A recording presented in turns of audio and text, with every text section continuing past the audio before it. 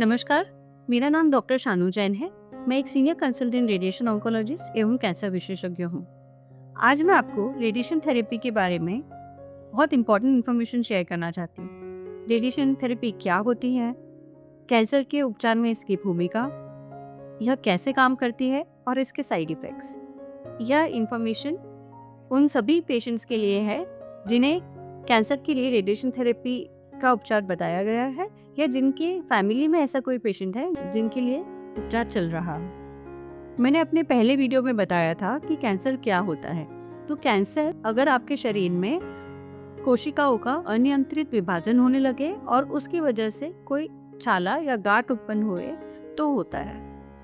Radiation therapy इन cancer cells के DNA को damage करती है और उनका जो विभाजन है उसे रोकती है और अल्टीमेटली इन सेल्स को नष्ट करती है। रेडिएशन थेरेपी यह एक हाई एनर्जी एक्सरे का इलाज होता है जिसे विकिरण चिकित्सा भी कहा जाता है। यह दो टाइप के होते हैं, एक्सटर्नल रेडिएशन थेरेपी और internal radiation therapy. External radiation therapy यह एक कम्प्लीटली पेनलेस ट्रीटमेंट होता है जहां पर हम पेशेंट को रेडिएशन की मशीन के नीचे एक मोल्ड के साथ या एक सांचे के साथ लेटकर रहने के लिए कहते हैं। मशीन आजू बाजू में घूमता है और इलाज हो जाता है और आपको पता भी नहीं पड़ता है। इसमें जो रेडिएशन का मशीन है पेशेंट से थोड़ा दूर होता है। दूसरे टाइप का रेडिएशन थेरेपी होता है जो होता है इंटरनल रेडिएशन थेरेपी या ब्रेकी थेरेपी। इसमें हम कुछ एप्लीकेटर्स पेशेंट के शरीर के अंदर जहाँ पर कैंसर हो वहाँ पर इंसर्ट करते हैं और यह कुछ रेडियो एक्टिव मटेरियल द्वारा वहाँ पर फिर रेडिएशन डिलीवर किया जाता है। यह एक इन्वेजिव ट्रीटमेंट है और external radiation therapy non invasive treatment है। एक्सटर्नल रेडिएशन थेरेपी और इंटरनल रेडिएशन थेरेपी अलग अलग होते हैं और यह कैंसर के टाइप पर डिपेंड करता है कि उसे उस पर्टिकुलर केस में कौन सा ट्रीटमेंट दिया जाना है। प्रायः जो रेडिएशन थेरेपी का उपचार होता है वह एक्सटर्नल रेडिएशन थेरेपी का ही होता है। रेडिएशन थेरेपी को अलग अलग इंटेंशन से कैंसर की ट्रीटमेंट में यूज़ किया जाता है। जब हम क्यूरेटिव इंटेंट से ट्रीट करते हैं एज अ प्राइमरी ट्रीटमेंट, तब हमारा इंटेंशन होता है कि बीमारी को हमें जड़ से ठीक करना है। तो इसके लिए जो ट्रीटमेंट दिया जाता है वह प्राय 1 से 1.5 महीने का ट्रीटमेंट होता है। और जो आजकल के एडवांस टेक्निक्स है जैसे कि SBRT या SRS, इसमें यह एक 3 से 5 सेशंस में भी कंप्लीट हो जाता है। रेडिएशन को सर्जरी के पहले भी दिया जाता है जहां पर हमारा इंटेंशन ट्यूमर को श्रिंक करना होता है ताकि ऑपरेशन में यह ट्यूमर जड़ से पूरी तरह से निकाला जा सके। सर्जरी के बाद भी रेडिएशन का उपचार दिया जाता है जहां पर हमारा जो इंटेंशन है ट्यूमर वापस ना आए, इसलिए यह दिया जाता है। थर्ड इंटेंशन होता है पैलिएटिव इंटेंशन, जहां पर हमें जड़ से ठीक नहीं करना है, हमें सिर्फ पेशेंट के सिम्टम्स को कंट्रोल करना है। हमें पता है कि हम बीमारी को जड़ से ठीक नहीं कर सकते, मगर हमारा जो प्राइमरी इंटेंशन है पेशेंट की तकलीफ़ें कम करना, जैसे कि बहुत अगर हड्डियों में बीमारी है तो दर्द कम करना, पेन को कंट्रोल करना, या अगर बहुत ही अनकंट्रोल ब्लीडिंग हो रही है कैंसर की वजह से तो उसे रोकना, या स्पाइनल कॉर्ड में अगर कंप्रेशन है और अगर पेशेंट को वीकनेस आ रहा है पैरों में या हाथ में तो उसे रोकना। ये अलग अलग इंटेंशन से रेडिएशन थेरेपी का उपचार दिया जाता है।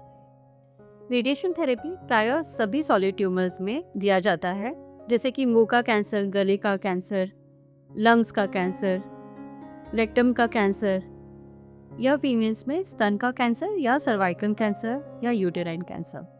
यह ब्रेन ट्यूमर्स में भी दिया जाता है। सिर्फ कैंसर ही नहीं, यह कई नॉन कैंसरस सिचुएशंस में भी दिया जाता है, जैसे कि कुछ बेनाइन ब्रेन ट्यूमर जैसे कि पिट्यूटरी एडिनोमा, क्लिनियोफैरिंजियोमा, या कुछ क्रॉनिक टिलोसाइनोवाइटिस या केलॉइड्स।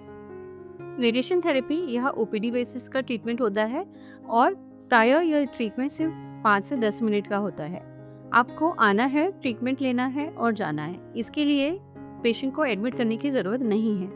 कई बार इसे सिर्फ as a single modality use किया जाता है, या कई बार इसे लो डोज कीमोथेरेपी के साथ भी कंबाइन किया जाता है, जहां पर हम बीमारी को जड़ से ठीक करने के इंटेंशन से कैंसर का ट्रीटमेंट करते हैं।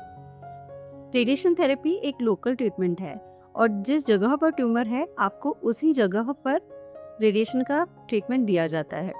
तो जो साइड इफेक्ट्स भी है रेडिएशन थेरेपी के, वो जिस जगह पर ट्रीटमेंट दिया जा रहा है उस हिसाब से होते हैं और जनरलाइज्ड साइड इफेक्ट्स नहीं होते हैं। तो अगर मुंह के कैंसर के लिए रेडिएशन थेरेपी दिया जा रहा है तो साइड इफेक्ट्स मुंह के और गले के आसपास के ऑर्गन्स में होंगे। अगर ब्रेन के लिए दिया जा रहा है तो ब्रेन से रिलेटेड साइड इफेक्ट होंगे। अगर आपको पेल्विस में कहीं दिया जा रहा है या पेट के निचले भाग में कहीं दिया जा रहा है तो उसके साइड इफेक्ट्स अलग होंगे। तो depending on the side effects अलग अलग होते हैं। बट हमें ये भी ध्यान रखना है कि मैक्सिमम साइड इफेक्ट्स जो है वो रिवर्सिबल होते हैं और जैसे ही ट्रीटमेंट कंप्लीट होता है with in 2 to 3 weeks maximum side effects resolve हो जाते हैं। ट्रीटमेंट के दौरान जो साइड इफेक्ट्स आते हैं उन्हें अक्यूट साइड इफेक्ट्स कहा जाता है। हालांकि कुछ लॉन्ग टर्म साइड इफेक्ट्स भी होते हैं जो ट्रीटमेंट कंप्लीट होने के 3 से 6 महीने के बाद भी अपीयर हो सकते हैं। तो इसके बारे में जब भी पेशेंट को रेडिएशन का उपचार बताया जाता है, एक डिटेल काउंसलिंग की जाती है और ऑन रेडिएशन इंस्ट्रक्शंस भी कुछ फॉलो किए जाते हैं जिससे साइड इफेक्ट्स में कमी होती है और अप्रोप्रिएट मेडिसिन से ट्रीटमेंट बिना रुकावट कंप्लीट भी होता है। लॉन्ग टर्म साइड इफेक्ट्स को भी कंट्रोल करने के लिए एडवांस टेक्निक्स का इस्तेमाल किया जाता है जिससे वह कम से कम हो। साइड इफेक्ट्स के डर से ट्रीटमेंट को स्किप ना करें। रेडिएशन थेरेपी का कैंसर के उपचार में एक बहुत अहम रोल है। कैंसर के ट्रीटमेंट के लिए या रेडिएशन थेरेपी से रिलेटेड आपके मन में जो भी क्वेरीज है, kindly contact me whenever needed. Thank you.